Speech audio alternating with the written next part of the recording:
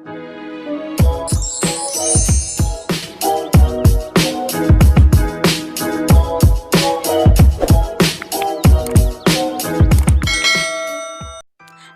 mga Chingus! Welcome back to my channel. So it's been 1 week since my last upload. So this time, meron akong bagong tutorial and it says on the title, how can you actually record your lesson and yourself without using any other tools? So ang gagamitin lang natin this time is PowerPoint, which is you can actually record yourself while discussing your lesson on PowerPoint. Ito lang yung tatandaan natin, make sure na i-check natin ang ating Microsoft PowerPoint if it is a 2019 version and 365.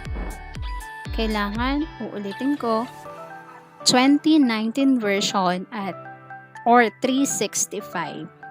So without further ado, let's start with, open first your Microsoft PowerPoint lesson. So naka-ready na yung lesson ko, nagawa ko na siya. Make sure na yung PowerPoint or MS PowerPoint nyo is a 2019 version or 365. So ang una natin gagawin pag nasa lesson na tayo is puntahan natin yung slideshow and then click slideshow and then record slideshow. So ganito yung magiging itsura niya once nakinik natin yung slideshow or record slideshow. So dito sa taas merong record, stop, then replay. Para bago mo i-go yung iyong slide, pwede mong i-replay. And then dito naman sa settings, nandito yung settings para sa iyong microphone at camera. And then dito is your notes. Kung may notes ka or script ka para dun sa iyong lesson. And then dito, pwede mong i-clear yung recordings on current slide or para sa lahat ng slide kapag nag-start ka na.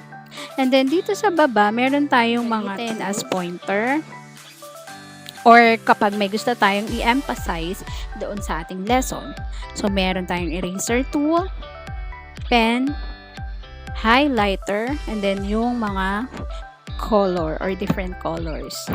And then dito, yung mic natin, you can actually on and off it. And then yung camera natin, syempre, i-on natin since the purpose of this tutorial is to record your lesson as well as you discussing your lesson. So, let us start recording. So, punta lang tayo sa record and click lang natin yan para mag-start na kayo sa recording.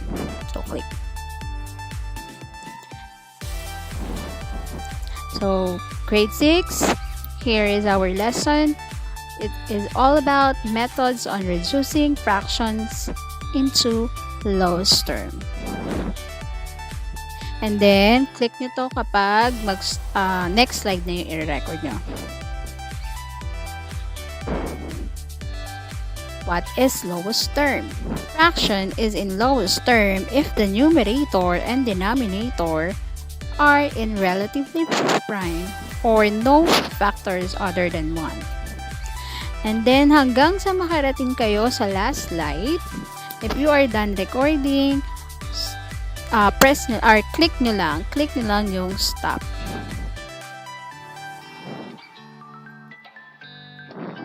And then, once na naklik nyo yung stop, pwede nyong i-replay para ma-check nyo kung okay ba yung ginawa mong recording sa bawat slide. So, replay natin dito. So, hello guys. Hello. So, pwede natin i-replay para at least pwede nyong ulitin. And then, once na natapos na kayong mag-record, close na lang yan at mapupunta na yung recording nyo dito sa bawat slide. So, play lang natin.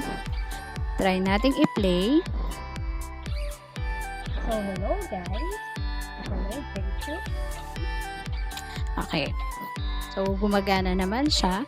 So, itong ating video dito, pwede natin niyang ayusin yung format niya. Pwede nating ibahin yung frame niya. So, click lang natin yung format. So, it's up to you kung gusto nyo pang baguhin or kung gusto nyo na yung normal sa recording. Yan. So, pwede natin palitan yung frame. Ulitin ko, it's up to you. And then, pwede nyong i-move or ilipat yung video mo kung saan mo gustong part ng slide mo. So, dito na lang dito ko na lang lagay. So, pwede din dyan. So, kapag na-check mo na lahat at ready to go na siya, pwede mo na siyang i-save as video. So, punta lang tayo sa file. Click yung file. Then, save as. And then, dito. So, syempre, kailangan ng file name. And then, hindi mo siya isi-save as PowerPoint presentation.